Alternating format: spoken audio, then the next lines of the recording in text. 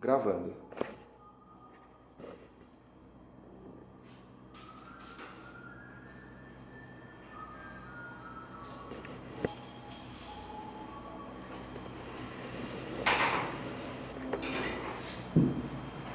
Bom dia, querida. Bom dia. E a Júlia? Já dei mamadeira e coloquei ela pra dormir. Ai, obrigada, você é uma santa. Dormiu bem? A gente chegou tarde ontem, mas a festa tava linda. Que bom que você se divertiu. Cristiano? Tá dormindo ainda.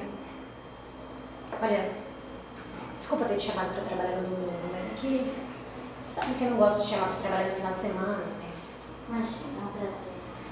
Quer café? Ah, eu quero.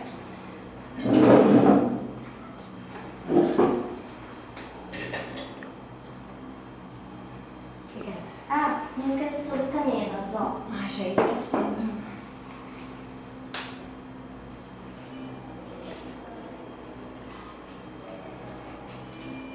Eu queria tanto poder ir nessas viagens.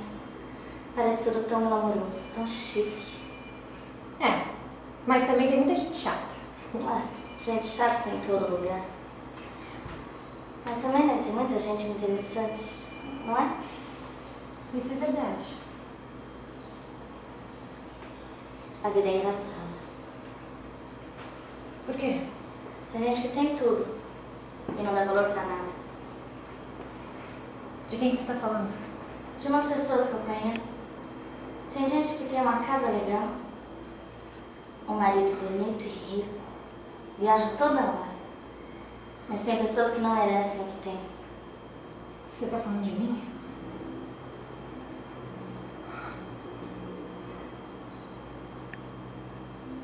Tá tudo bem, querida?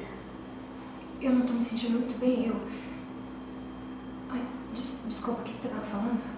Tá confusa, querida? Para de falar assim comigo.